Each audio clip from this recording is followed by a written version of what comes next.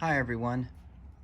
So today at the last minute my long clutch cable finally came in, so I could actually install my bar risers right there. And you see the clutch cable is nice and looped. It's not super tight, which is what you have to have. You don't want the clutch cable to be overstressed, over tightened. So if you're going to put the bar risers on, and these are 1-inch risers, make sure you get the extended clutch cable. It's basically the clutch cable from the Royal Enfield Himalayan. So I've been waiting for a little while to get it, but I haven't really been in a big hurry until now, because tomorrow I leave for my big long trip. Why did I put bar risers on? Well, on the road the bike is really comfortable as it is, but off-road, when I'm standing on the pegs, the bars are just simply too low. I had to raise them somehow, or they felt like they were right at my kneecaps. You know, my fists, my knuckles would be right at my kneecaps. So it was just not a very comfortable feeling off-road. The bars had to come up some. So if you do this particular addition, this modification to your bike, one of the things that I did, and you might find that you need to as well, is right up here. These are the factory hand guards, of course. Right up here, I had to take the hand guards loose and then route the wiring underneath the hand guards. It would no longer fit over the hand guard. It pulled it too tight, so I had to route it underneath. And now I've got plenty of flex and plenty of stretch. And I just use my zip ties right there. Had to use one over here, right down here, to secure the electrical underneath, the wiring underneath.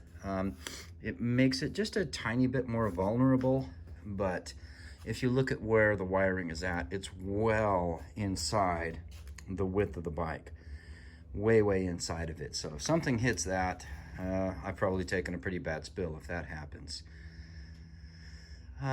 Overall, I think the whole project took me maybe about an hour and a half. Not super long, but to be honest with you, getting the cable off isn't super difficult, except that it is pretty tight right there where it attaches to the clutch operation arm right there, the throwout arm. That whole assembly there is a pretty tight unit. I will say on the Plus, there are routing points like that one right there. And then if you look inside, I'm trying to get my flashlight to give you a good shot of what I'm talking about. Let me try it with the flashlight, without, with, yeah, okay. So you can see the clutch cable is running right there. And there is a nice plastic guide rail that the clutch cable fits in, so it helps you reroute the new cable. Routing cables can be a real pain, especially if you don't get the exact factory routing correct.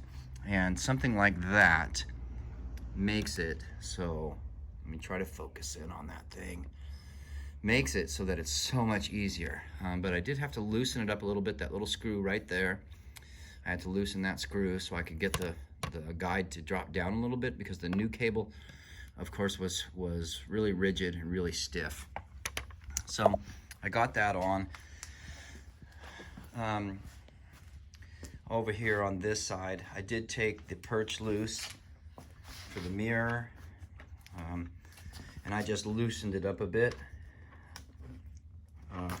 right here, so I could roll the perch back towards me to easily get the cable to drop out from underneath the clutch there.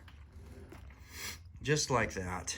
And of course, as I go along, when I do these kinds of things, I will intermittently come up, turn the bike on, and make sure that I haven't pulled something loose.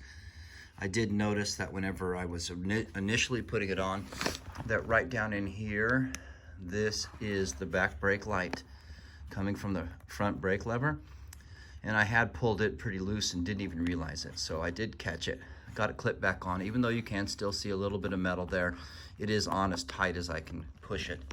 it won't go on any tighter, and I did check it too. That's the other thing I do, is I check all the controls, everything, and make sure that nothing has gotten funky because of something I've done here. All in all, I can't give a report on how it's going to function yet, and of course I have brought tools with me so that if I need to make adjustments when I'm out on the fly, out on the road, then I can make simple adjustments. Hopefully nothing too complicated. I have gone over the bike again with a wrench and sockets, just double checking, triple checking everything to make sure everything is snug and tight, and then I don't have any issues, hopefully.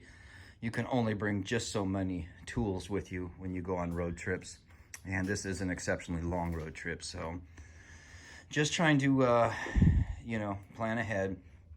What do they say? An ounce of prevention is better than a pound of cure.